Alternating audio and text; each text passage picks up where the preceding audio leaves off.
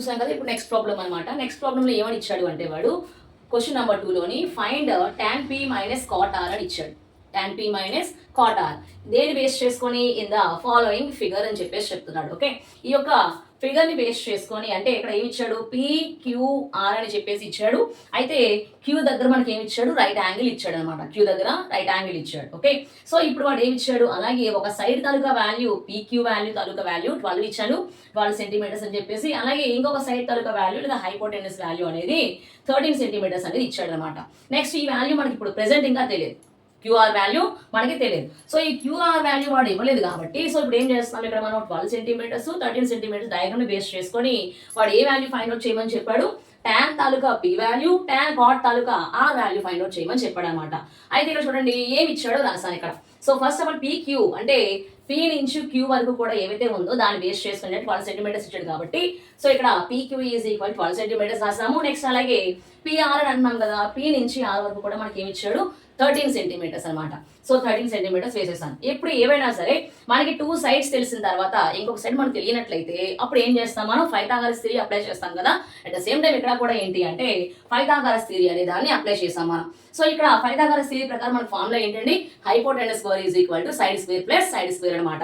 So ఇప్పుడు hypotenuse square is equal to side square plus side square కాబట్టి మనం diagram ప్రకారం చూసుకుంటే ఫస్ట్ యాంగిల్ వాల్యూ ఎక్కడ ఫైండ్ అవుట్ చేయమని చెప్పాడు, యాంగిల్ P ని బేస్ చేసుకుని చెప్తున్నాం మనం. ఫస్ట్ ఆఫ్ ఆల్ ఇప్పుడు యాంగిల్ P ని బేస్ చేసుకుని చెప్తున్నాం కాబట్టి యాంగిల్ ఇక్కడ రాశాను నేను. సో ఓకే, సో ఇప్పుడు ఏమంటున్నాడు ఇక్కడ, ఇప్పుడు హైపోటెన్యూస్ లో అంటే హైపోటెన్యూస్ లో ఏముందండి, PR అని చెప్పేసి అంటున్నాం కదా, PR. Okay, PR square is equal to ఒక సైడ్ లో ఏముంది PQ, ఒక సైడ్ లో ఏముంది PQ స్క్వేర్ అండ్ ఇంకొక సైడ్ లో ఏముంది QR అనమాట. ఆ సైడ్ వాల్యూ కూడా డ్రా చేస్తాను, QR స్క్వేర్. ఓకే, సో ఇప్పుడు PR square is equal to PQ square plus QR square అని చెప్పేసి రాసుకున్నాం. అయితే నాకు ఇక్కడ ఏ వాల్యూస్ తెలుసో డయాగ్రామ్ ప్రకారం కూడా ఆ వాల్యూస్ వేసాను. ఏంటా value, PR is equal to మనకి ఏమొచ్చిందండి 13 సెంటీమీటర్స్. ఓకేనా, సో 13 స్క్వేర్. నెక్స్ట్ అలాగే PQ అని చెప్పేసి అన్నాం కదా, P నుంచి Q వరకు వాల్యూ నాకు ఎంత తెలుసు, 12 సెంటీమీటర్స్ అని చెప్పేసి తెలుసు. 12 సెంటీమీటర్స్ వేసేసాను ఇక్కడ నేను. ఓకే, నెక్స్ట్ ఇంకా QR వాల్యూ తెలియదు కాబట్టి QR వాల్యూ అలాగే ఉంచేసాను. సో ఇప్పుడు 13 స్క్వేర్ అని చెప్పేసి అన్నాం కదా, 13 2 టైమ్స్ వేయాలి మనం. ఓకేనా, 13 ఇంటూ 13 ఏమవుతుంది అండి 169. ఓకే, 169 వేసేసాను. అండ్ అలాగే 12 స్క్వేర్ అంటే 144 వేసేసాను. నెక్స్ట్ అలాగే QR స్క్వేర్ అలాగే ఉంచాను. నెక్స్ట్ వచ్చేసరికి ఏంటి అంటే ఇక్కడ ప్లస్ 144 ఇటు పక్క వస్తే ఏమొస్తుంది మనకి, మైనస్ 144 అవుతుంది అనమాట. సో 169 మైనస్ 144 ఏమవుతుంది అంటే 25 అనేది అవుతుంది. ఓకే, సో ఇప్పుడు QR square is equal to 25 వచ్చింది. ఇప్పుడు నాకు ఏ వాల్యూ కావాలి, QR వాల్యూ కావాలి. So QR is equal to square అటు పక్క ఏమవుతుంది, రూట్ అవుతుంది అనమాట.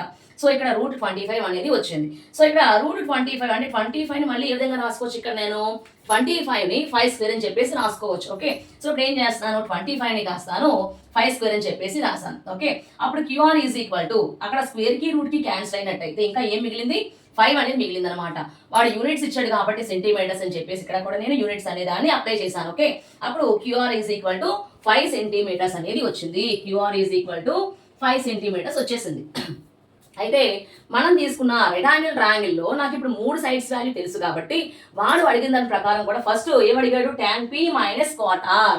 tan తాలూకా యాంగిల్ వాల్యూని P ని బేస్ చేసుకుని చేయమని చెప్పాడు, cot తాలూకా వాల్యూని R ని బేస్ చేసుకుని చేయమని చెప్పాడు అనమాట. సో ఇప్పుడు tan తాలూకా ఫార్ములా ఏంటండి, tan కి రేషియో ఏంటి, opposite by adjacent side. Okay, opposite by adjacent side. So ఇక్కడ tan కి P ని బేస్ చేసుకొని ఆపోజిట్ లో ఏముంది, QR వేసేసాను. నెక్స్ట్ అలాగే ఎడ్జసెంట్ లో యాంగిల్ బేస్ చేసిన ఎడ్జసెంట్ లో ఏ వాల్యూస్ ఉన్నాయి, PQ. ఓకే, సో PQ కూడా వేసేసాను ఇక్కడ.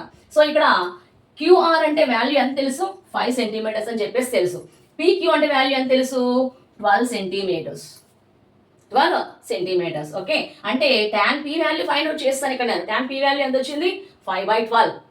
Okay, clear. నెక్స్ట్ వచ్చేసరికి ఏంటి అంటే cot R value find out చేయమని చెప్పాడు. దీన్ని బేస్ చేసుకొని cot తాలూకా వాల్యూ ఫైండ్ అవుట్ చేయాలి, R యాంగిల్ ని బేస్ చేసుకొని. అంటే యాంగిల్ వాల్యూ ఇక్కడ తీసుకోండి అన్నాడు, యాంగిల్ వాల్యూ R దగ్గర తీసుకోండి అన్నాడు. ఓకే, సో ఇప్పుడు మళ్ళీ cot తాలూకా ఫార్ములా ఏంటి, tan కి రెసిప్రోకలే cot. ఓకే, cot కి ఫార్ములా ఏంటండి, adjacent by opposite side. So ఇప్పుడు cot కి ఫార్ములా ఏం చెప్పాము, ఎడ్జసెంట్ కదా. ఇప్పుడు ఈ యాంగిల్ కి ఇక్కడ ఉన్న యాంగిల్ కి ఎడ్జసెంట్ లో ఏముంది 5. ఓకేనా. ఎడ్జసెంట్ లో ఏముందండి 5 సెంటీమీటర్స్, అంటే క్యూఆర్ అనే వాల్యూ 5 సెంటీమీటర్స్. ఓకే, నెక్స్ట్ అలాగే యాంగిల్ కి ఆపోజిట్ లో ఏముంది ఇక్కడ పీక్యూ అనమాట. ఓకే, పీక్యూ తాలూకా వాల్యూ ఎంత 12, పీక్యూ తాలూకా వాల్యూ ఎంత 12. సో ఓకే, ఇప్పుడు ఏమొస్తుందండి 5/12 అనేది వచ్చింది. tan p value 5/12, cot r value కూడా ఏమొచ్చింది 5/12.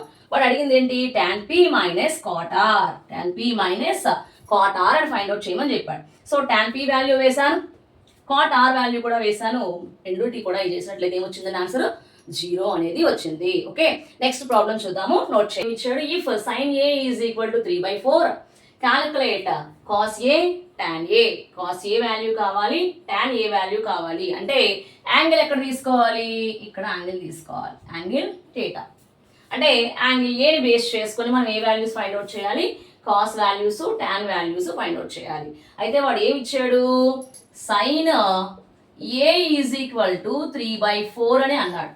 sin a is equal to 3/4 అని చెప్పాడు అనమాట. సో ఇప్పుడు sin a is equal to 3/4 కాబట్టి సో ఇప్పుడు ఏం తీసుకున్నాను, సైన్ కి ఫార్ములా ఏంటంటే రేషియో ఏంటి, సైన్ కి formula opposite side by hypotenuse కదా. ఆపోజిట్ యాంగిల్ కి ఆపోజిట్ లో ఏముంది బీసీ, యాంగిల్ కి ఆపోజిట్ లో ఏముందండి బీసీ, హైపోటెన్యూస్ లో ఏముంది ఏసీ. ఓకే, హైపోటెన్యూస్ లో ఏసీ ఉంది కాబట్టి ఏసీ వేసేసాను. So BC by AC, okay వేసేసాను. So BC by AC is equal to, okay ఇక్కడ ఏముందండి 3/4, BC by AC is equal to 3/4. అంటే BC value, BC is equal to ఏమొస్తుంది, BC is equal to 3 and అలాగే AC is equal to 4. అయితే ఇక్కడ 3, 4 అని మనం మామూలుగా రాయకూడదు కదా, ఏమని చెప్పాలి, యూనిట్స్ అనేవి ఫంక్షన్ చేయాలి. వాడు యూనిట్స్ అనేవి ఇవ్వలేదు కాబట్టి, సెంటీమీటర్స్ గట్రా ఇవ్వలేదు కాబట్టి మనం ఏమని చెప్తున్నాం, కాన్స్టాంట్ టర్మ్ ని యాడ్ చేసుకుంటున్నాం. ఓకే, సో బీసీ వాల్యూ అనేది 3k అని, నెక్స్ట్ అలాగే ఏసీ అనేది 4k అని చెప్పేసి రాస్తున్నాను. ఈ వాల్యూస్ తీసుకెళ్లి డయాగ్రామ్ లో వేసేస్తున్నాను అనమాట. సో బీసీ ఎక్కడైతే ఉందో బీసీ వాల్యూ వాడు ఏమి ఇచ్చాడండి, BC is equal to 3k. Okay, next AC value ఏమి ఇచ్చాడు, AC is equal to 4k ఇచ్చాడు, AC is equal to 4k ఇచ్చాడు. సో అంటే మనకి ఇప్పుడు కూడా 2 సైడ్స్ వాల్యూస్ తెలుసు, ఇంకొక సైడ్ వాల్యూ తెలియదు. సో ఇప్పుడు మళ్ళీ ఏం చేస్తాం మనం, పైథాగరస్ థియరీ అనేది అప్లై చేస్తాం అనమాట. ఓకే, సో పైథాగరస్ థియరీ ప్రకారము ఏంటండి ఫార్ములా ఏంటి, hypotenuse square is equal to side square plus side square కదా, hypotenuse square is equal to side square plus side square. So ఇక్కడ హైపోటెన్యూస్ లో ఏముందండి AC. Okay, so AC square is equal to ఒక side లో ఏముంది AB and అలాగే square plus అలాగే ఇంకొక సైడ్ లో ఏముందండి బీసీ ఉంది. సో అంటే బీసీ స్క్వేర్, అంటే AC square is equal to AB square plus BC square అని చెప్పేసి డయాగ్రామ్ ప్రకారం రాసుకున్నాను ఇక్కడ అదే పైథాగరస్ థియరీ అనేది. సో ఇప్పుడు ఏసీ స్క్వేర్ అంటున్నాం కదా, ఏసీ వాల్యూ వాడు ఏమి ఇచ్చాడు 4k ఇచ్చాడు. సో ఇక్కడ 4k పైన ఏముందండి స్క్వేర్. ఓకే, నెక్స్ట్ అలాగే is equal to AB value నాకు తెలుసా, ఏబీ వాల్యూ నాకు తెలియదు, దాన్ని యాజ్ ఇట్ ఈస్ గానే ఉంచేసాను ఏబీ స్క్వేర్. నెక్స్ట్ అలాగే ప్లస్ బీసీ స్క్వేర్ వాల్యూ తెలుసు కదా నాకు, బీసీ వాల్యూ అనేది ఎంత ఇచ్చాడు వాడు, బీసీ వాల్యూ 3 ఇచ్చాడు, పక్కనే ఉంది k. So BC is equal to 3k square. Okay, so ఇప్పుడు ఇటు పక్క ఉన్న పాజిటివ్ వాల్యూని తీసుకొని ఈజ్ ఈక్వల్ టు ఇటు పక్క తీసుకొస్తాను, ఏమొస్తుంది అప్పుడు నెగిటివ్ వాల్యూ అవుతుంది అనమాట. సో ఇప్పుడు 4 స్క్వేర్ అని అంటున్నాం కదా, 4k స్క్వేర్ అంటే 4 4s ఎంత 16 అండ్ k స్క్వేర్. ఇప్పుడు ప్లస్ 3k స్క్వేర్ వస్తే ఏమవుతుందండి -3k స్క్వేర్ కదా, అంటే -9k square. Okay, is equal to AB square. Okay, ఇప్పుడు 16 లో నుంచి 9 తీస్తే ఎంత వస్తుంది మనకి, 16 లో నుంచి 9 తీస్తే మనకి ఏమొస్తుందండి 7 అనేది వస్తుంది. ఓకే, ఇప్పుడు ఏమొస్తుందండి 7k square is equal to AB square. నాకు ఏబీ వాల్యూ కదా కావాలి. సో మళ్ళీ ఏమొస్తుంది AB is equal to √7k.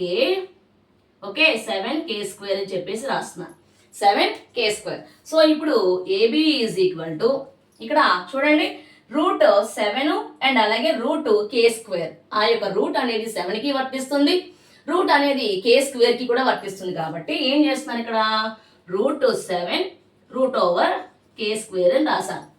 Okay, ఇక్కడ కే దగ్గర స్క్వేర్ కి రూట్ కి క్యాన్సిల్ అయితే ఇక్కడ ఏం మిగిలింది, A B is equal to 7k √7 and అలాగే కే.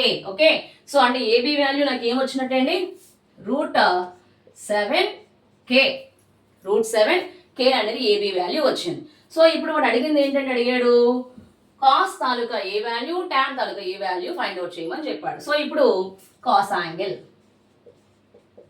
కాస్ కి ఫార్ములా ఏంటి, ఆపోజిట్ సైడా అడ్జసెంట్ సైడా, అడ్జసెంట్ సైడ్ బై హైపోటెన్యూస్. ఓకేనా, అడ్జసెంట్ లో ఏముందండి, యాంగిల్ ని బేస్ చేసుకొని అడ్జసెంట్ లో ఏముంది, ఏబి బై హైపోటెన్యూస్ లో ఏముంది, A C, A B by A C. Next అలాగే tan A is equal to, tan కి కూడా ఫార్ములా ఏంటండి, tan కి formula opposite side by adjacent side. Okay, opposite కి ఫార్ములా ఏముంది, ఆపోజిట్ అంటే బీసీ. నెక్స్ట్ అలాగే అడ్జసెంట్ అంటే ఏముందండి, ఏబి, అడ్జసెంట్ అంటే ఏబి ఉంది, వేసేసాను. సో ఇప్పుడు కాస్ ఏ వాల్యూ కావాలి, ఏబి బై ఏసీ అంటున్నాము. ఏబి వాల్యూ వాడు ఏమి ఇచ్చాడు, √7k బై ఏసీ వాల్యూ వాడు ఏమి ఇచ్చాడు, 4k. సో ఇక్కడ మనం ఏమని రాసుకోవచ్చు, √7/4 అని చెప్పేసి రాసుకోవచ్చు. సో ఇది ఏంటి అంటే cos A taluka value, cos A value. Next ఏం కావాలి, tan ఏ. ఇక్కడ tan లో వచ్చేసరికి tan ఏ అంటున్నాం కదా, బీసీ బై ఏబి అని చెప్పేసి చెప్తున్నాం కదా. సో ఇక్కడ బీసీ వాల్యూ ఏముందండి, B C is equal to 3k. Okay, A B value ఏముంది ఇక్కడ, √7 అండ్ అలాగే k, √7 తో పాటు k. సో ఇప్పుడు ఏమొస్తుంది వాల్యూ, 3/√7. సో ఇది వాడు అడిగిన తాలూకా value. Okay, cos A value అడిగాడు, కాస్ ఏ వాల్యూ ఏమొచ్చిందండి, √7/4. నెక్స్ట్ అలాగే tan ఏ వాల్యూ అడిగాడు, 3/√7 అనే వాల్యూ అనేది వచ్చింది.